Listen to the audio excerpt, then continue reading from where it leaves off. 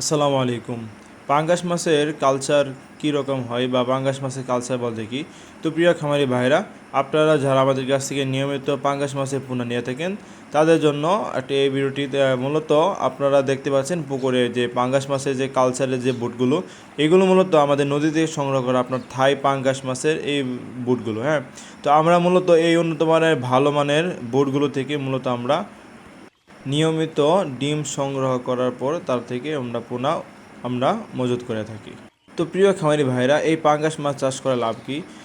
আপনারা জেনে থাকবেন যে পাঙ্গাস মাছ বর্তমান বাজারের চাহিদার মতে আপনার সবথেকে বেশি।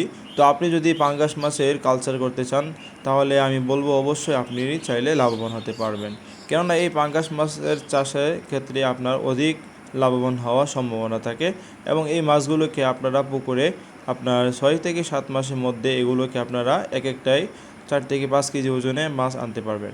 তবে শর্ত হলো আপনাকে ভালো মানের হ্যাচারি থেকে ভালো মানের থাই পাঙ্গাস, যে থাই পাঙ্গাসটা আছে ওই পাঙ্গাসের মাছের পোনাটা আপনাকে সংগ্রহ করতে হবে।